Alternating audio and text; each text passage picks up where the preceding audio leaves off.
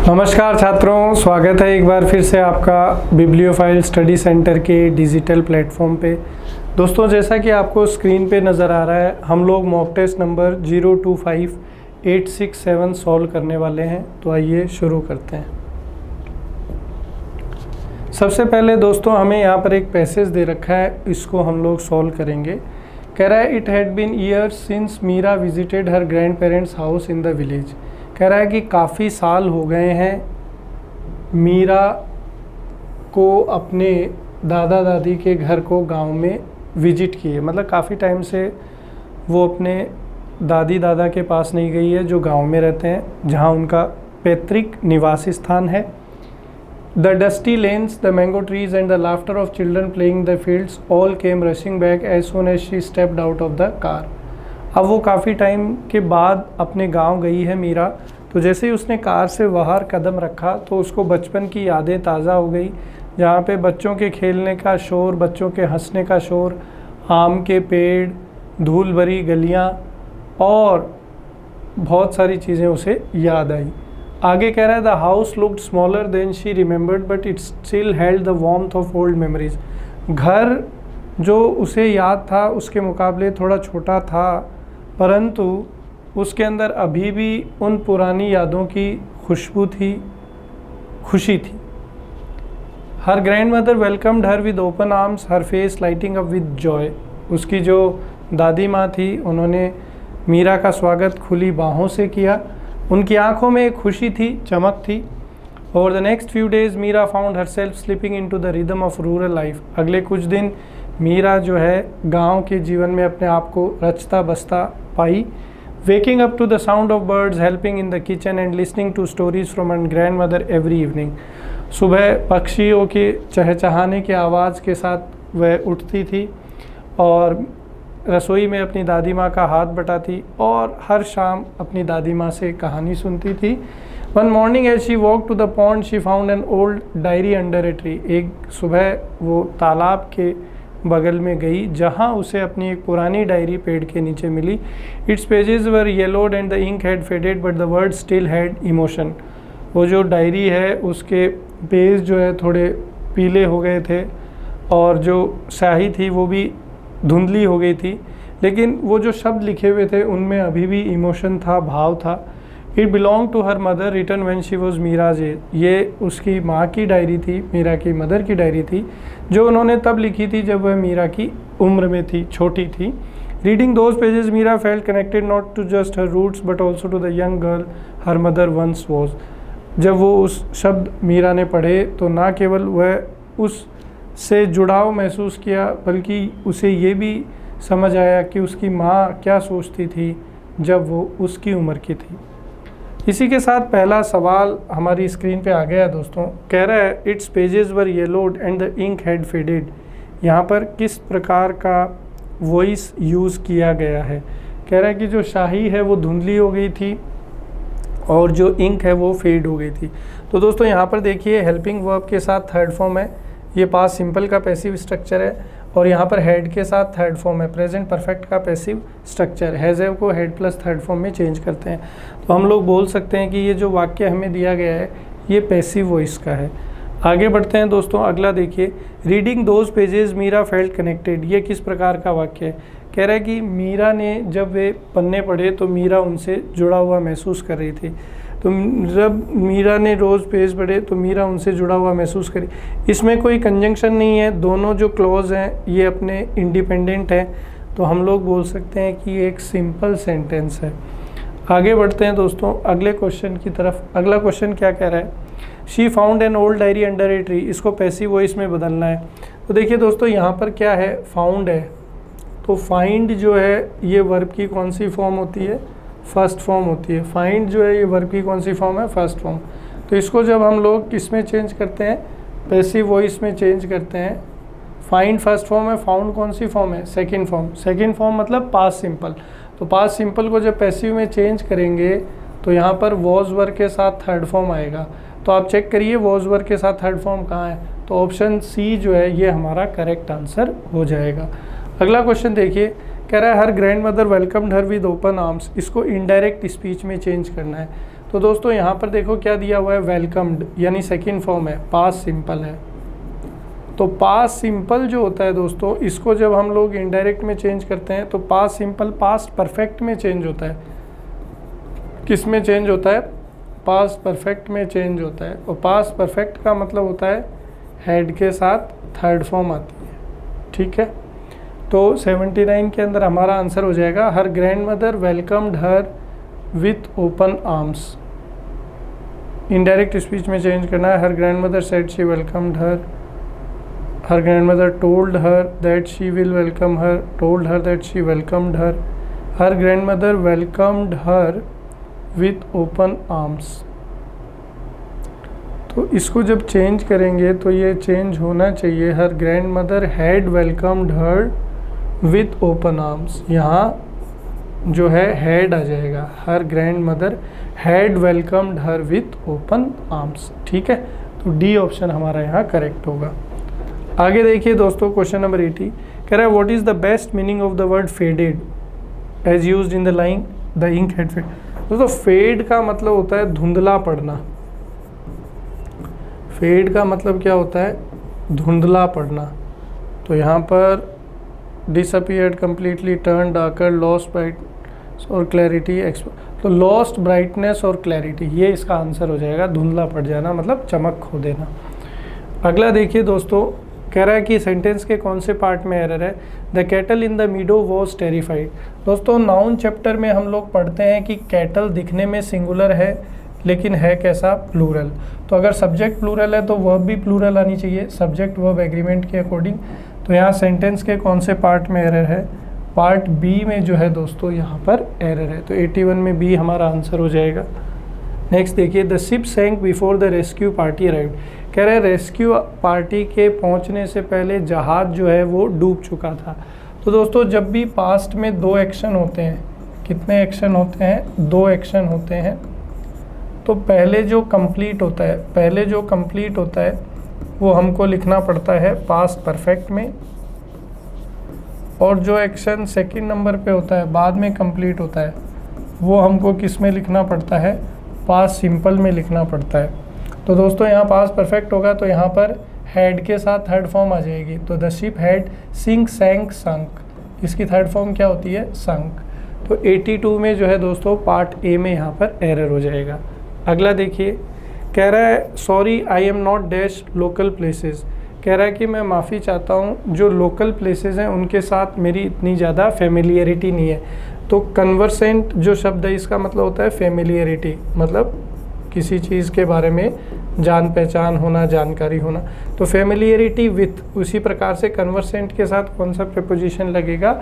With लगेगा दोस्तों। अगला क्वेश्चन देखिए, कह रहा है he wanted to dash his colleagues before taking a decision. कह रहा है डिसीजन लेने से पहले वो अपने जो साथी हैं, कलीग मतलब होता है साथी, जो साथ में काम करते हैं, उनसे जो है राय मशवरा करना चाहता है। तो कन्फर विथ। देखो दोस्तों जब भी व्यक्ति के संदर्भ में बात करते हैं तो हमेशा कौन सा प्रीपोजिशन लगता है? विथ। तो अपने सहकर्मियों के साथ बातचीत करना चाहता है तो कन्फर विथ। तो यहाँ पर ए ऑप्शन करेक्ट आंसर हो जाएगा। नेक्स्ट देखिए, something which leads to that, कोई ऐसी चीज़ जो आपकी मृत्यु का कारण बन जाए। तो दोस्तों इसका आंसर होगा फैटल, क्योंकि फैटल का मतलब होता है घातक या मारक, मतलब कोई ऐसी चीज़ जो आपको नष्ट कर दे। वाइटल का मतलब होता है दोस्तों महत्वपूर्ण, इम्पोर्टेंट बोल सकते हैं, ठीक है। पीनल जो है दोस्तों ये संबंधित है पनिशमेंट से। ट्रायल का मतलब होता है कि किसी चीज़ को हम लोग एक बार उपयोग करके देख रहे हैं। तो यहाँ पर ए ऑप्शन हमारा करेक्ट है। अगला जो शब्द है दोस्तों रेस्टिव, इसका हमें सिनोनिम बताना है। तो रेस्टिव का मतलब होता है बेचैन, ठीक है। एंक्शियस हम लोग बोलते हैं, तो इसका आंसर हमारा हो जाएगा रेस्टलेस, ठीक है दोस्तों। अरेस्टिंग का मतलब होता है किसी को गिरफ्तार करना। रेस्टिंग का मतलब होता है कोई आराम कर रहा है। रेस्टफुल का मतलब होता है दोस्तों आराम जो है उससे भरे हुए हैं, कंप्लीट है। आगे देखते हैं दोस्तों, अगला शब्द है मिस्टीफाई। मिस्टीफाई का हमको बताना है दोस्तों विलोम शब्द। दोस्तों मिस्टीफाई का मतलब होता है मूर्ख या अज्ञानता।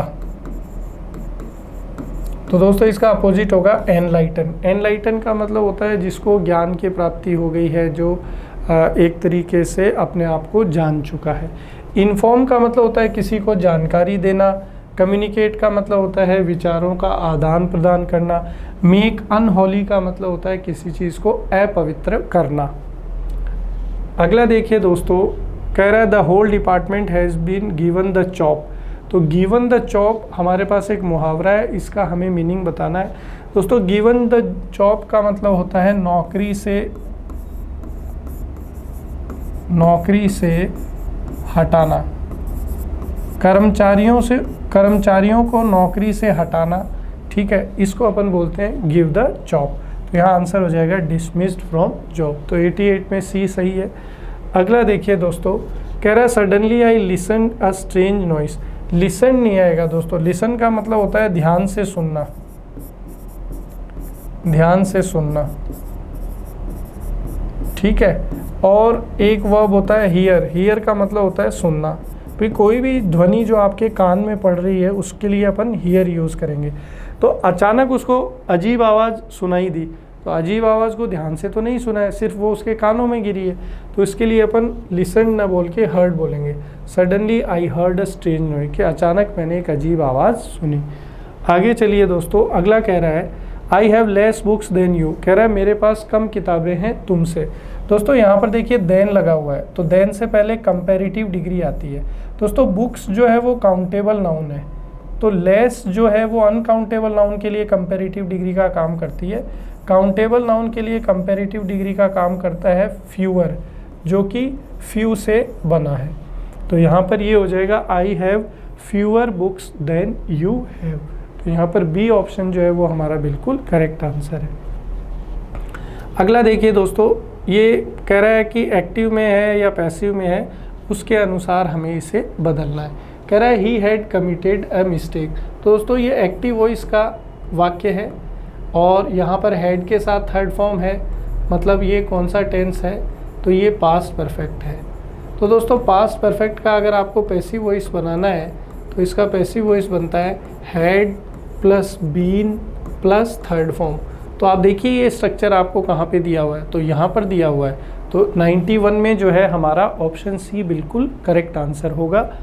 अगले क्वेश्चन की तरफ चलते हैं। नेक्स्ट है, कह रहा है would you open the door please, she said to me. उसने मुझसे कहा कि क्या आप दरवाज़ा खोलेंगे। तो दोस्तों प्लीज़ लग गया, तो ये इम्पेरेटिव सेंटेंस है। तो इम्पेरेटिव सेंटेंस के अंदर जब भी आपको प्लीज़ मिलता है तो इसको जब हम लोग चेंज करते हैं तो प्लीज़ के स्थान पर रिक्वेस्टेड। साथ ही साथ आपको एक चीज़ ये भी ध्यान रखनी है कि कंजंक्शन टू का उपयोग किया जाता है। तो ये बनेगा she requested me to open the door, ठीक है। जब रिक्वेस्ट आ गया तो उसके साथ दोबारा प्लीज़ लगाने की आवश्यकता आपको नहीं है। इम्पेरेटिव सेंटेंस में आस्क्ड नहीं आता है दोस्तों, आस्क्ड आता है इंट्रोगेटिव सेंटेंसेस में, ठीक है। और इसलिए हमारा आंसर जो है 92 में कौन सा हो जाएगा, ऑप्शन सी हो जाएगा। आगे चलते हैं दोस्तों, कह रहा है कि करेक्ट स्पेलिंग बताओ। तो बटालियन की स्पेलिंग होती है दोस्तों, इसमें डबल टी आता है और सिंगल एल आता है। तो 93 में ऑप्शन ए हमारा बिल्कुल करेक्ट आंसर है। बटालियन होता है दोस्तों जिसके अंदर 1000 सिपाही होते हैं। आगे चलते हैं, कह रहा है कि अपोजिट बताइए। दोस्तों गैदर का मतलब होता है इकट्ठा करना, गैदर का मतलब क्या होता है, इकट्ठा करना होता है। और हम लोग क्या बोल सकते हैं, कलेक्ट बोल सकते हैं। तो इसका अपोजिट क्या है, चीज़ों को अलग अलग करना। दोस्तों डिस्प्ले का तो मतलब होता है प्रदर्शन, किसी चीज़ को दिखाना। डिस्प्यूट का मतलब होता है झगड़ा, और डिस्पर्स का मतलब होता है अलग अलग होना।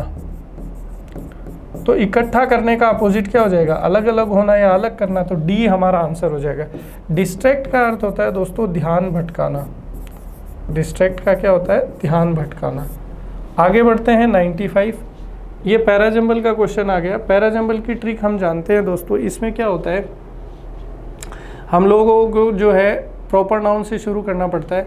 तो प्रॉपर नाउन इसमें गूंज दे रखा है जो एक एनजीओ का नाम है। तो यहीं से कहानी की शुरुआत होगी कि गूंज एक लीडिंग एनजीओ है भारत का, और ये एक वर्क स्कीम चला रखा है जिसके अंदर वो कपड़े देता है और यूज़फुल आइटम देता है जो भी काम आपने किया है उसके बदले।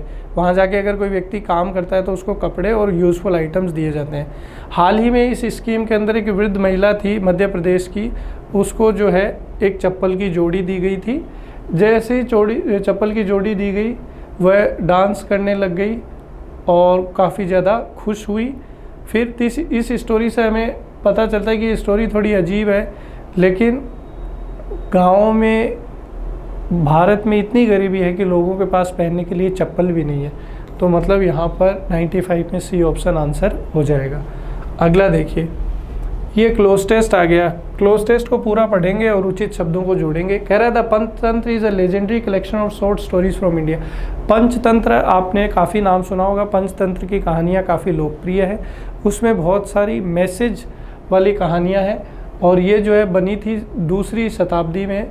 पंचतंत्र जो है ये विष्णु शर्मा नाम के लेखक ने लिखी है और उसमें बहुत सारे और भी विद्वानों का हाथ है।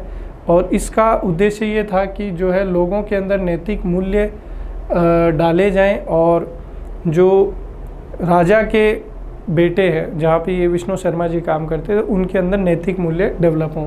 तो the Panchatantra is a legendary collection of short stories from India dash is composed originally, eventually, firstly, ultimately. Firstly का मतलब होता है पहले, फर्स्टली का मतलब क्या होता है पहले, अल्टीमेटली का मतलब होता है अंततः, इवेंचुअली का मतलब होता है इसलिए, और ओरिजिनली का मतलब होता है वास्तविक रूप से, वास्तविक रूप से। तो यही शब्द बिल्कुल अप्रोप्रिएट है यहाँ कि वास्तविक रूप से ये जो है 2री शताब्दी में जो है बनाई गई थी। और Panchatantra is dash, Panchatantra is alleged, established, designed, believed. तो पंचतंत्र को क्या है बनाया गया। तो पंचतंत्र इज़ ऐसा माना जाता है कि किसके द्वारा लिखी गई है, विष्णु शर्मा। तो पंचतंत्र इज इस्टेब्लिश का मतलब होता है स्थापित करना, डिज़ाइन होता है कि कोई शेप वगैरह बनाना, बिलीव मतलब विश्वास। तो यही आ जाएगा कि ऐसा विश्वास है कि पंचतंत्र जो है विष्णु शर्मा के द्वारा लिखी गई है। Dash with many other scholars, beside, next, along, near.